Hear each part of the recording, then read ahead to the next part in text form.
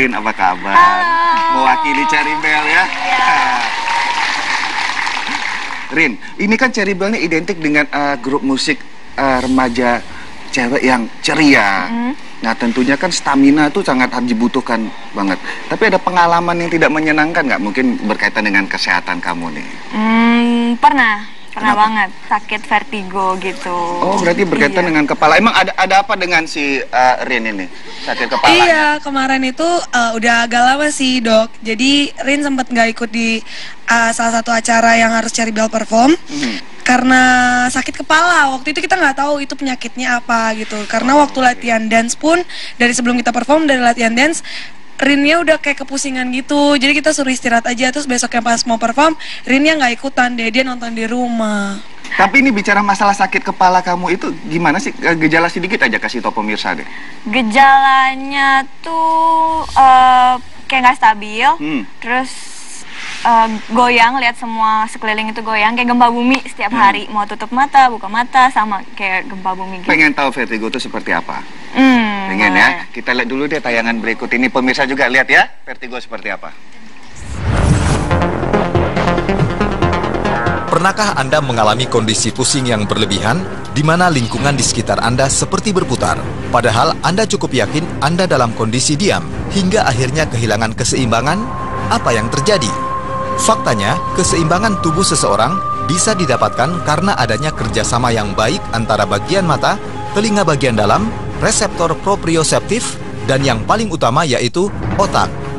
Jika salah satu dari bagian tubuh tadi mengalami gangguan, maka Anda mulai mengalami gangguan keseimbangan. Vertigo merupakan salah satu kondisi yang muncul akibat adanya infeksi pada telinga bagian dalam. Dan biasanya, kondisi kehilangan keseimbangan tadi akan diikuti dengan rasa mual, keringat dingin, bahkan telinga berdenging. Lantas, apa yang bisa dilakukan untuk mencegah kondisi ini mengganggu aktivitas Anda? Ya, vertigo merupakan salah satu dari berbagai jenis tipe atau kategori sakit kepala. Tapi untuk lebih jelasnya lagi, Rin, kita mau ngajak ngobrol dengan Dokter Eka. Apa kabar, Dokter Eka? Hai. Coba ceritakan ke Dokter Eka itu sejak kapan? Maksudnya yang tadi kamu bilang berputarnya itu. Sejak tahun berapa? 2009 Udah tadi? lama sih, 2011 atau 2012 gitu kalau nggak salah. Yang dirasakan semenjak apa? itu. Kayak kerbalik-balik atau cuma goyang aja? Sempet awal-awal sih cuman kayak goyang doang, kirain cuman biasa gitu kan. Lama-lama diem pun atau merem pun tuh masih tetap goyang. Terus sempet parah-parah banget, itu kayak terbalik-balik semua gitu. Sampai ada mual atau mau muntah? Iya, sampai mual-mual gitu juga. Kadang-kadang ada keringet dinginnya? Iya. Kuping kadang-kadang ada bunyi, ada Iya, suara sempat gitu. bunyi. Kayak angin-angin gitu. Nah, jadi itu kalau secara kita analisis ya, itu adalah vertigo yang tipe perifer. Tipe perifer, jadi gangguan di sensor keseimbangannya di belakang telinga. Jadi memang keluhan otonom, jadi keluhannya berat segala macam, tapi aman. Nah, nggak bahaya, mungkin 2-3 hari atau dengan obat bisa lebih cepat. Tapi kalau yang kena sentral, kena gangguan di otaknya, mungkin keluhannya tidak begitu hebat, tapi terus-menerus dan tidak menghilang. Gitu. Aku sih sempat sampai 2 bulanan, 3 bulanan gitu nggak hilang-hilang, Dok. Ya karena nggak ke dokter. Ke dokter udah dan dikasih obat. Dan aku sempat ganti dokter juga, cuman nggak sembuh-sembuh gitu. Waktu itu lehernya terasa kaku nggak? Kenceng? Aku sempat ada masalah sama tulang punggung sih. Gitu.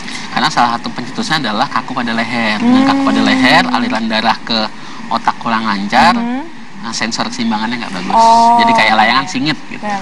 Nah, ini kalau bicara masalah vertigo, kemudian tentu ada penonton lain mungkin, aduh kalau yang sebelah gimana? Kemudian yang namanya pusing itu apa bedanya dengan vertigo, kemudian liang? Nah, ada spesifik gejala khusus bahwa ini adalah jelas vertigo yang seperti dialami Rin ini, Dok?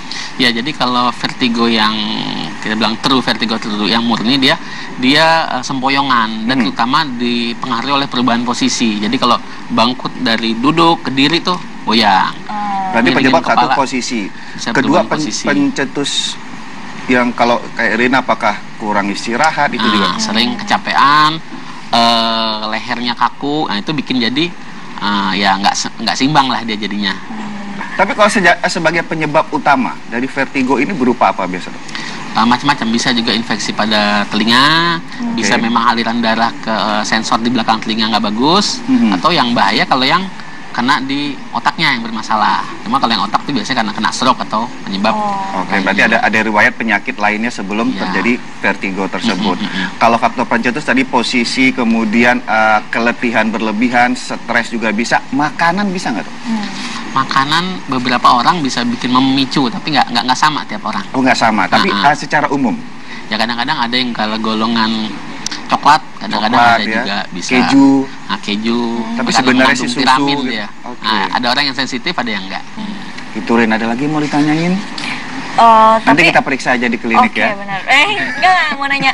Kalau misalnya aku kan udah nggak pernah kambuh-kambuh lagi nih, apa emang bisa pure sembuh total gitu? Ya sebenarnya kayak orang pilek, lagi sudah sembuh, tapi tiba-tiba bisa kena lagi. Gitu. Dari tanah pun turun, bisa kambuh. Itu ya, yang penting istirahat ya Rin ya. Benar. Tenang aja, masih banyak 8 yang lainnya dan saya tambah 1 ya. Terima kasih Dokter Eka atas informasinya. Terima kasih. Ya, tentunya masih banyak informasi menarik lainnya. Tetap di Dokter Rose Indonesia. Sesaat lagi kami kembali.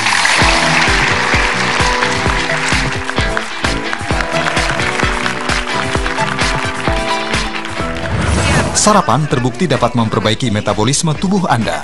Namun apa yang harus dilakukan jika mengalami sakit perut setiap kali sarapan? Kembung, kemudian juga rasa-rasa yang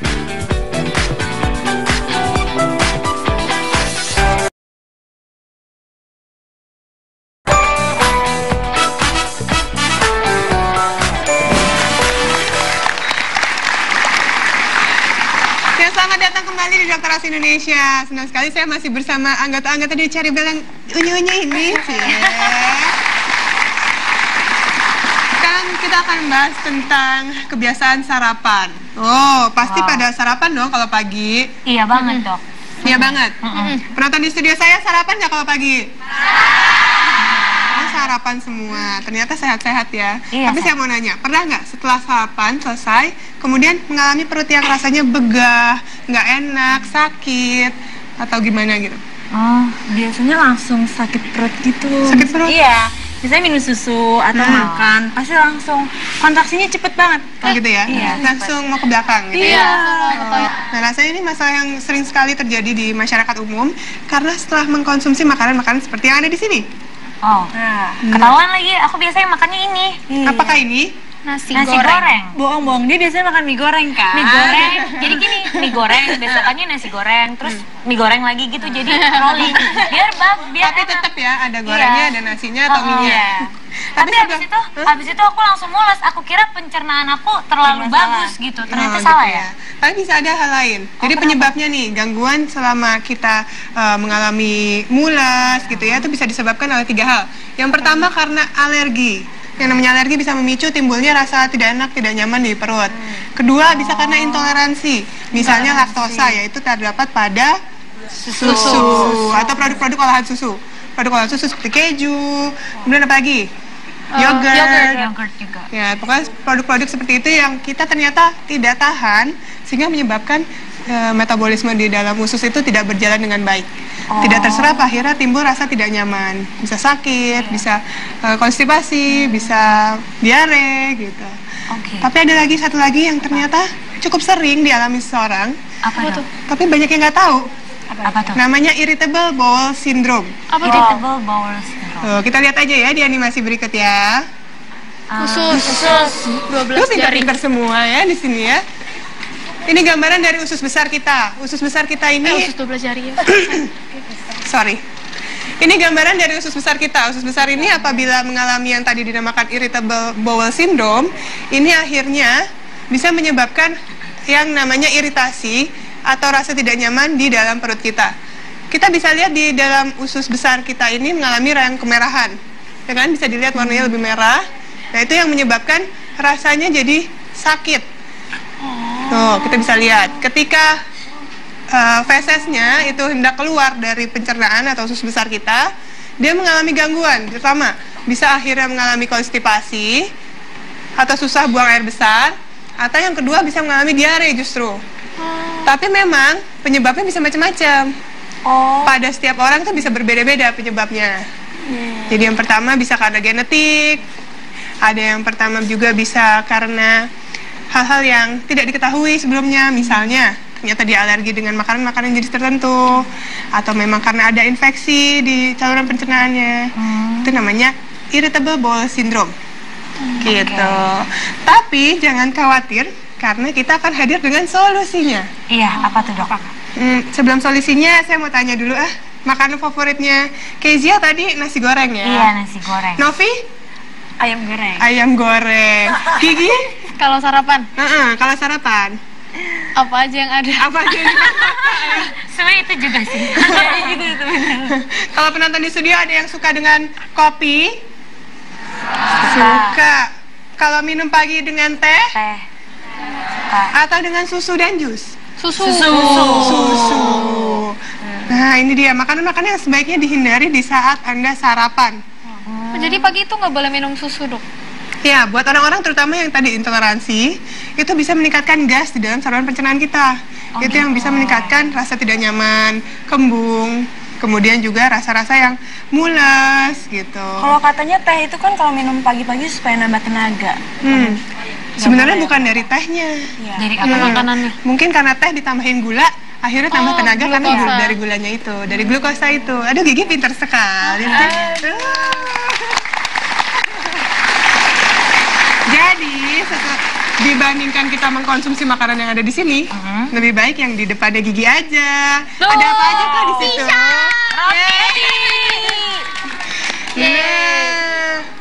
Makan yang pertama dulu dari ujung. Roti sama selai. Selainya harus kacang. Kacang. Lebih sehat. Oh, lebih sehat. Ya, tidak ada gula buatan, lebih bagus ya kan. Terus dari kacang juga banyak proteinnya. Nah, terus yang paling penting adalah rotinya. Rotinya gandum. Oh, harus gandum. Gandum lebih bagus. Karena apa? Coba penonton di studio. Gandum kenapa? Betul. Ini karena pinter sih ya semuanya ya. Karena banyak seratnya nih.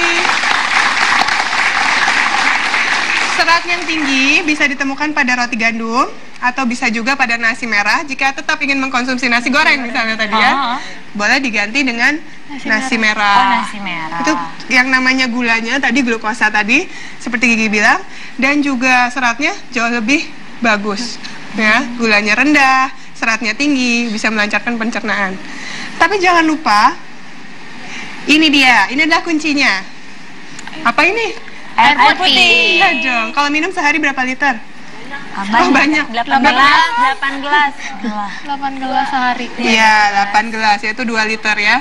Dan pagi hari usahakan mengkonsumsi air putih ini paling tidak 1 hingga 2 gelas untuk melancarkan metabolisme.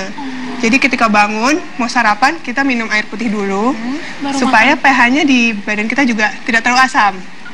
Kemudian konsumsi makanan yang mengandung serat seperti pada buah-buahan dan sayuran. Nah, sayurnya juga lebih baik dihindari. Kalau tadi kol ya, meningkatkan gas, lebih baik konsumsi yang tinggi gasnya. Misalnya selada atau timun gitu boleh. Gitu. Berarti kita harus banyak yang berubah ya.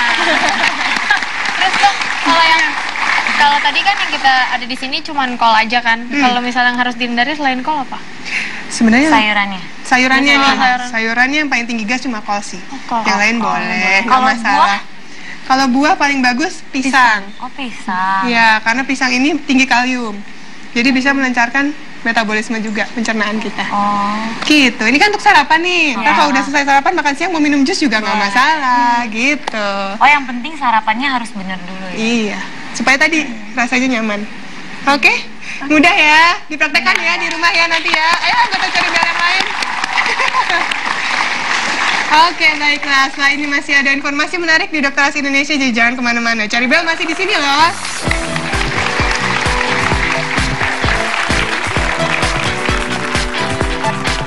Sebenarnya sederhana. Solusi atasi keluhan jamur pada kulit. Sesaat lagi.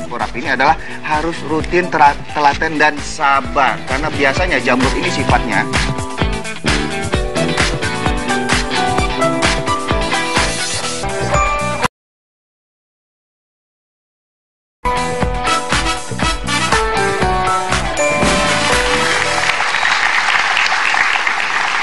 ya, penonton yang di rumah masih semangat ya. Tetap bersama Dokter Ras Indonesia karena kami akan menjawab beberapa pertanyaan dari Anda. Pertanyaan pertama, Apakah pertanyaannya? Dari Rahmi Rahmianti. Oke, Dokter Asti TV, apakah perempuan yang belum pernah berhubungan seksual bisa melakukan pap smear?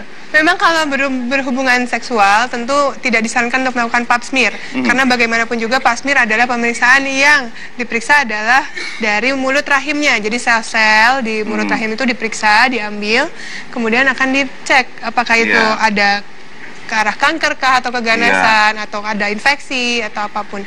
Jadi alatnya itu pun harus dimasukkan ke dalam lubang vagina baru sampai ke mulut rahim. Ini ada satu lagi nih, pertanyaan dari email ya. Dari Selvi Melani @drros_ttv, berarti dari Twitter. Dok mau nanya, gimana cara menyembuhkan penyakit kulit kurap? Tanda tanyanya ada 2. Kurap. Kurap. Terima kasih, Dok. Penyakit kurap adalah salah satu jenis penyakit kulit. Ya, ini kalau nama Inggrisnya, medisnya tinea ya. Biasanya disebabkan oleh jamur atau fungi. Nah, lokasinya benar sekali ya. Mulai dari biasa itu di sela-sela atau daerah bagian tubuh yang lembabnya itu cukup tinggi dan sering terjadi lembab. Sela-sela jari, jari tangan, jari kaki, selangkangan, dokter saya, ketiak, punggung, bahkan di kepala. Jadi ada korporis, ada tinakapitis, kruris, pedis, ada susah ya. Nah, intinya adalah bagaimana cara menyembuhkannya, karena ini diakibatkan oleh jamur. Biasanya jamur senang sesuatu yang lembab. Itu dia. Karena lembab berarti harus jaga jangan sampai daerah tersebut sering basah. Ya, ganti baju kalau berkeringat. Gunakan bahan dari bahan katun ya. Dan itu contohnya ya. Contoh dari kurapnya tadi. Nah, biasanya kalau Anda habis mandi atau membersihkan pada area tersebut setelah bersih dan kering, ya, sebenarnya sederhana. Pada intinya adalah untuk menyembuhkan penyakit kulit seperti kurap ini adalah harus rutin, telaten, dan sabar. Karena biasanya jamur ini sifatnya 2 minggu itu baru tidur. Baru dia setelah itu kalau terus pengobatan baru mati. Jadi biasa gejala seperti gatal, perih, walaupun sudah kelihatan hilang selama 1 minggu, itu belum tentu jamurnya hilang juga. Ya. Ini setelah dibersihkan ya, misalnya dengan air hangat, pakai anduk. Misalnya lokasi salah satunya adalah di sela-sela jari Anda. Yang penting adalah area tersebut harus kering. Setelah kering, oleskan obat anti jamur pada area yang mengalami keluhan tersebut ya. Saya sarankan untuk mengoleskannya gunakan cotton bud aja jika Anda tidak punya sarung tangan. Nah, untuk pengolesan atau pengobatan dari obat anti jamur ini Anda bacakan dulu, karena macam-macam obat itu beda-beda. Ada yang 1 atau 2 kali sehari. Yang penting adalah rutin, minimal 2 minggu.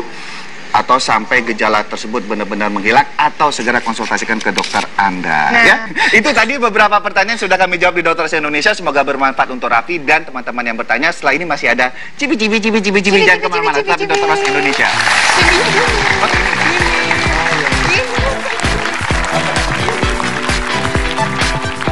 Tapi kalau bicara mengalami pusing atau jantung berdebar setiap kali mengkonsumsi obat warung, temukan solusinya sesaat lagi. Sebenarnya tidak masalah ya, selama sangat-sangat diperhatikan.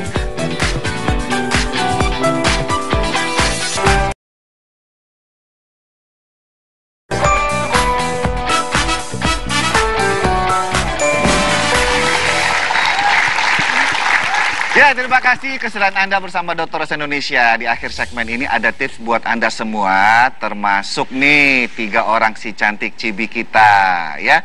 Ini kita mau bahas mengenai obat warung. Nah, kalian bertiga ada pengalaman nggak pernah mengkonsumsi obat warung? Siapa dulu nih? Angel? Pernah, semuanya pernah makan. Pernah? Iya, jadi kalau maksudnya mengkonsumsi obat. Kalau misalnya sakitnya ringan-ringan, biasanya kita nggak ke dokter sih, ya disiapin obat, obat ringan, jadi dikonsumsi aja sesuai dengan itu yang dianjurkan di obat di belakangnya ya, istilahnya ada tulisannya. Petunjuk. Waduh. Kalau dirimu ini paling mungil kayaknya. Makanya dokter jauh-jauh aja, jangan deket-deket. Kalau kamu ada pengalaman nggak? Aku ada. Aku tuh kan susah tidur. Terus aku pernah minum obat batuk gitu yang ada obat tidurnya tambahannya gitu. Terus aku minum. Oh, itu tujuannya beli obat warung. Kalau dirimu? Kalau aku bisa ngelupain aku. Bukan. Aduh. Kalau misalkan di luar kota atau lagi show gimana kan nggak mungkin ke dokter dulu gitu. Jadi cari obat yang terdekat. Bahkan ada persediaan sendiri. Iya. Oke. Kita ada kotak obat. Ada kotak obat sendiri dan itu obat bebas biasa kesannya obat warung ya. Iya. Oke. Nah, ini untuk tidak aja untuk anggota Cibit, penonton Shine di studio, tapi juga untuk yang di rumah nih. Ada beberapa resiko jika kita mengkonsumsi obat warung tanpa mengenal dulu sebenarnya itu petunjuknya apa, indikasinya apa. Satu, kira-kira apa nih? Keracunan, pasti ya? Wah. Yang dirasakan tuh mual, muntah, diare, pusing, pingsan, bahkan bisa saja kematian. Aduh. Iya, misalnya ini ada salah satu obat yang bisa meningkatkan tekanan darah. Tapi yang mengkonsumsi obat warung itu adalah penderita hipertensi. Tentunya fatal. Ya kan? Lalu ada yang minum obat misalnya di antara kalian ini adalah penderita MAH. Lalu kalian mengkonsumsi obat warung yang resiko atau dampaknya bisa ningkatin asam lambung. MAH-nya tambah kambuh. Makanya ini ada tips nih ya. Tips untuk kalau ingin mengkonsumsi obat warung itu sebenarnya tidak ada salahnya. Karena obat warung itu ada petunjuknya selama diketahui petunjuknya. Saya geser sini deh, dirimu sini ya. Oke. Ada label, pernah lihat nggak? Di sini tuh ada kayak label warna biru. Ini warna biru ini tandanya adalah ini obat bebas. Tapi harus benar-benar diperhatikan petunjuknya. Ya. Walaupun tidak perlu resep dokter. Kemudian yang hijau nih. Ya. Yang hijau ini tandanya adalah ini benar-benar obat bebas yang bisa dibeli oleh siapapun. Jadi tidak ada sesuatu yang khusus harus diperhatikan, tapi tetap harus diperhatikan adalah indikasi, maksudnya tujuannya diminum berapa kali sehari. Tapi untuk beberapa pantangan sih tidak terlalu berarti ya. Tapi ini biasanya bebas. Ini tadi ada resep dokter. Yang penting adalah ini nih. Ini warna apa? Merah. Warna apa? Merah dan ada tulisan K. Berarti obat keras.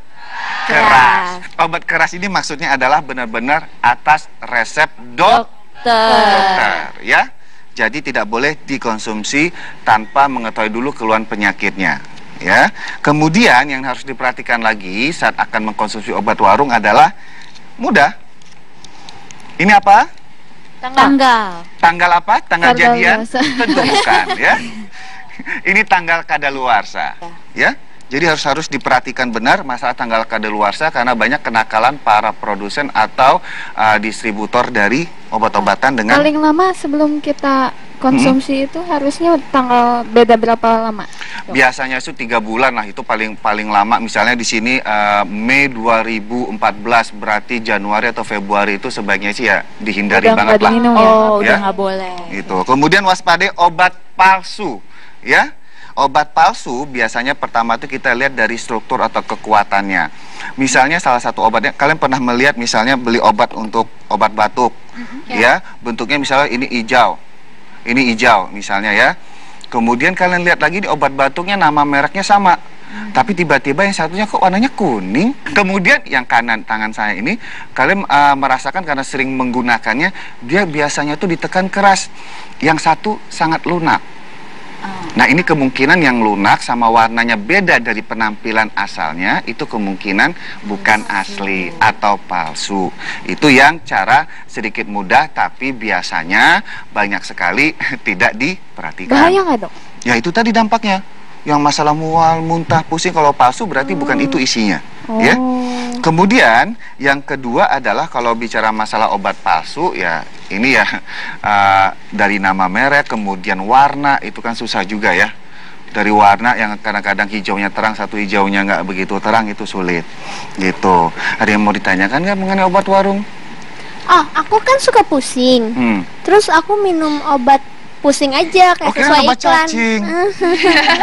Kayak sesuai iklan gitu. Kalau pusing obatnya ini gitu. Boleh nggak sih atau harus konsultasi dulu ke dokter? Nah, ini pertanyaan bagus ini. Tadi kan itu hanya secara fisik dari konsumsi obat warung. Tapi kalau bicara masalah pusing kemudian mengkonsumsi obat pusing yang mungkin Anda lihat di TV atau di iklan, pada dasarnya tidak masalah ya selama sangat-sangat diperhatikan cara pakainya. Dan ingat kalau 2-3 hari tidak ada perubahan sebaiknya ke dokter ya. Kalau misalnya ini sangat-sangat mepet, tadi kan kayaknya keluar kota susah cari obat mepet, aduh harus tampil kayak Rin tadi mungkin sakit ya. teman kalian ini sakit ya nggak apa-apa, tapi kalau ada waktu sebaiknya dipersiapkan kotak khusus obat yang sudah direkomendasikan oleh dokter, ya. Gitu Cibi. Iya. Oke, terima kasih untuk para anggota Cibi, sukses selalu, semangat, sehat selalu juga untuk teman-teman dari Akper Subang, terima kasih, dan untuk Anda yang di rumah tetap saksikan Dokter Oz Indonesia. Jangan bosan sehat, temukan sehat sesungguhnya, di mana lagi kalau bukan di Dokter Oz Indonesia.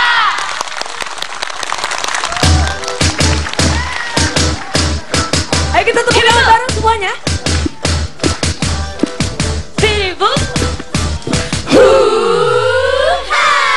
Cinta, satu kata penuh makna.